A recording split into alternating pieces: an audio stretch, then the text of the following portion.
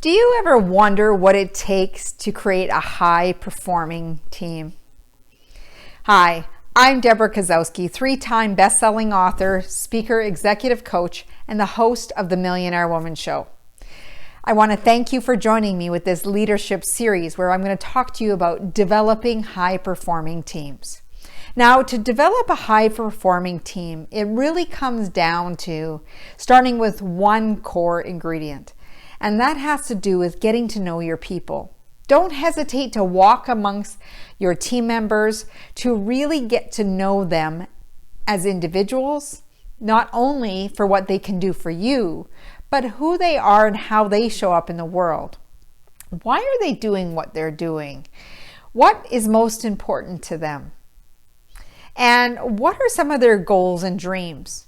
When you start to connect and get to know who they truly are, then you're going to find out where their motivation comes from, what things tend to be most important. You can gain different perspectives and also find out their skill sets, their talents, abilities, and some of those experience in a more in-depth way. So I highly recommend that you connect with your team members regularly on a one-to-one visit as well as a team. You know, those one-to-one connections cannot be replaced. They are so valuable. And as your team gets bigger, you might not be able to do it as frequently, but you still want to connect and get to know people individually and know their names. I remember years ago, I was in a call center and, I was not feeling well. And the director had come up and called me by name and said, you know what, I really think you need to go home. And she was so warm and giving. And, I had a conversation with her later saying, I didn't even know you knew my name or who I was. And she said, no. I walk amongst my people regularly, purposely, so I can get to know who they are and how they are helping serve our greater purpose. What an excellent example of leadership. To see someone really demonstrating what it means to walk amongst the people and get to know them by name. And if she knew a few little tidbits here and there, it was very valuable. So I've made it my own practice to get to know everyone from the janitor to, anyone within the building, from the cleaning ladies to, all the way to the director. I make it a point of really getting to know them individually, connecting, knowing a piece of information about each person that I can continue to develop the conversation, expand on our last conversation if possible. And it really does make a big difference because you see them. You see them for who they are. You see them way beyond the task that they deliver. The other thing that's really important when you're developing a high-performing team is really to have a clear definition of those roles and expectations. And because when people know what their role is and it is very clearly defined, then they can't go too far off course and not wondering how they're doing. And when performance conversations happen, that they know that they're meeting some expectations. Because if we don't have expectations set and then we get frustrated why things aren't turning out, then it falls back on us as the leader who is supporting our team. Because the team needs to have the right tools, the right information to do their job well. And if we're not being able to be a part of that puzzle and in ensuring that they have that, then as leaders, we're failing. And I always like to look at any situation that if it's gone astray, what part is it that the leader could have been responsible for helping that individual or, coaching that individual to be able to know when to ask for help. Sometimes, they might be afraid to ask for help, to know that it's a learning experience and how can we take these learning experiences and expand upon them. You also want to be able to give your team some trust and autonomy, that you trust them to do the work that they need to, as long as they have those roles and expectations laid out. And when they have those roles and expectations laid out, then they can perform independently as well as part of a team. But if you're continually micromanaging and following up on every little detail, they're going to feel that you don't trust them. So you want to be able to give them space to do the work that you hired them to do, so that that they can develop also critical thinking, and you can offer questions and get them, versus giving them the answer, to help them develop their critical thinking as well. So we want to make sure that they have the right tools in place, the right information to do their job, the right software, technology, whatever that might be, to do their job well, as long as they have clear definition of role and expectation, and that you follow up with them regularly and give them the feedback. And that feedback is really important. So the other thing I want you to think about is find out what some of their personally defined goals are, and professional, as well as the team deliverables that you're working toward. All of these are a big thing. And I learned years ago through Matthew Kelly, a very great author, and he has a book called The Dream Manager, that when you take interest in the person and help them achieve some of those personal goals along the way, you will develop a professional loyalty. People will really want to give back to you for what you've done for them. So see beyond the role that they play for you in the whole organization, or within your business, or even your family members. See beyond what they are doing, and really help them reach those goals, reach those milestones. Maybe you're going to suggest a course or an article, or be able to send them to something or a performance of some kind where it will enrich who they are and help them step into that position. And when you see a talent or ability in someone that they can't see in themselves, I find this is a fascinating place to be, to really explore that with them when you're having your one-to-one meetings and saying, you know what, this is a quality I see in you. Perhaps you don't see it. And I think it's something that, we want to consider, that you develop this skill set. The other thing is, as a leader of a team, especially in crisis, but not only in crisis, we need to have communication on a regular basis, whether it be through email, whether it be through the one-to-one meetings, whether it be through, a team meeting. That no communication ever seems to be enough, because people interpret information differently all the time. So the more clarifying, the more questions or Q&As you're able to do to help people understand and explain it in different ways, and again, in different mediums, that people will grasp the concept a lot better when we pay attention to adult learning styles, right? Some people are auditory, some people are kinesthetic, some people are visual. I myself, I can learn all ways, but I truly love visual. I can, my imagination takes hold. I can imagine things rolling out, how they're going to look, whereas other people, they'd listen to a podcast, right? Or they'd listen to this video, or however it is, or they have a visual of the person talking in front of them, right? So there's so many different components.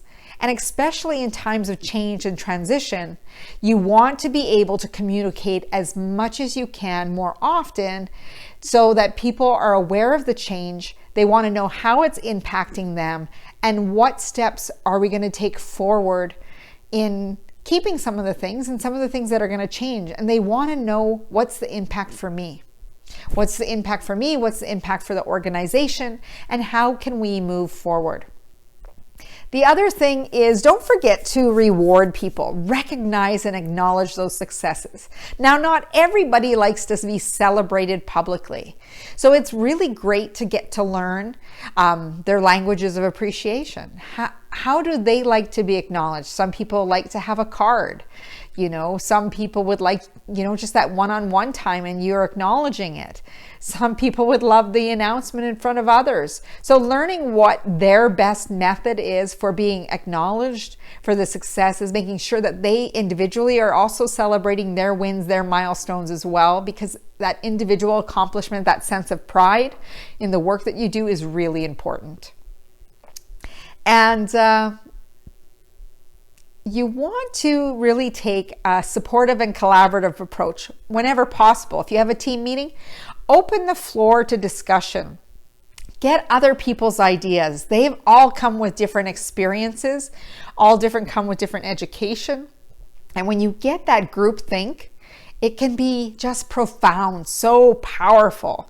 So that group think system, you have form some collaboration. And when people feel like they're part of an idea, a part of a rollout of a concept of some kind, they're going to have the buy-in that you need to work together to see that common vision and goal. And it's very wonderful to see as the team's like, okay, we got this. This is where we're going. This is what we want to do. And sharing ideas and collaborating, there's nothing like it. Watching teams perform to that level. Also, when it comes to providing feedback, you're not only doing it regularly in those one-to-one sessions, you might provide feedback for the team, but the other thing I want you to keep in mind is allow those team members to offer 360 feedback. Yes, you as a leader need feedback regularly as well, so that you can see if they are, absorbing the communication that you're giving. Are they able to hold that space for that acknowledgement, or also the feedback that they receive, to see that it's constructive and that there's something that they can implement into their practice and how they show up. So 360 feedback is very powerful. Encourage peer feedback as well. It's very helpful for peers to speak to each other about things that need to be improved, but also to let people know how they're doing. And this feedback that's delivered, make sure it's actionable. Make it something that they can do something with. It's not like, yeah, you're doing a great job. That's not enough. I want you to get specific. Let people know what they're doing well. It makes a huge difference when it comes to being able to celebrate the wins, but also something to build off of, in knowing that, you know what? They said I was really good at this. This is where I want to expand my knowledge. I want to get better and hone this skill set. Also, as a leader, take time for developing those high-performing teams. Education, education, education. We want to have growth. So we want to encourage those growth opportunities through courses, podcasts, good books. There's so many out there on so many different levels. DM me. I'll be happy to share some of my library resources with you as well. But always continually growing those opportunities, having a guest speaker like myself even pop in and do a virtual presentation for your team or your business. So think about ways that you can establish that continuing education.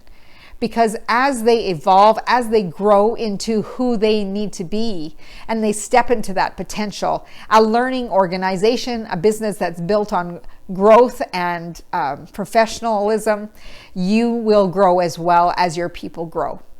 The other thing is really helpful as a leader is to have your team members as well as yourself do a strengths and skills inventory. We often don't know some of the individual skill set. They could be savvy at social media, but they don't do that role at work. Or they could be savvy at public speaking, and again, it's not within their portfolio to do things like that. So really pay attention to some of the skills that you may not be leveraging. And when people are able to step fully into who they are and use those skills and abilities, their gifts, man, they get pretty excited about serving you and really being able to step up and step into who they see themselves to be. We have so many skills that individuals have that we are not utilizing, especially in times, uncertain times, where we need to tap into different skill sets. Have the right people doing the right work at the right time to get the results that we're looking for.